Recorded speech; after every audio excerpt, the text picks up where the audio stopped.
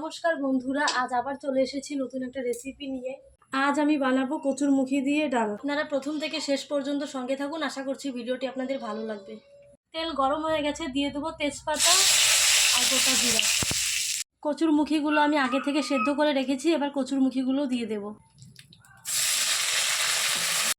লবণ আর হলুদ দিয়ে মুখিগুলো ভেজে নেব।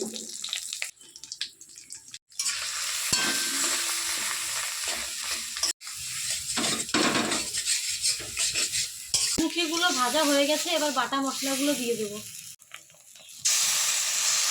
মশলায় আমি দিয়েছি রসুন, লঙ্কা আর জিরা বাটা।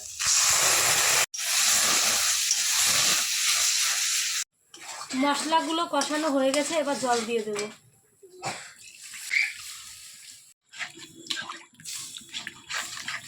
কচুরমুখী ডাল হয়ে গেছে, এবার নামিয়ে নেব। আপনারাও এভাবে বাড়িতে বানিয়ে খাবেন, আশা করছি ভালো লাগবে। আমার রান্নাগুলো যদি আপনাদের ভালো লেগে থাকে তাহলে লাইক, কমেন্ট, শেয়ার করে পাশে থাকবেন। ধন্যবাদ সবাইকে।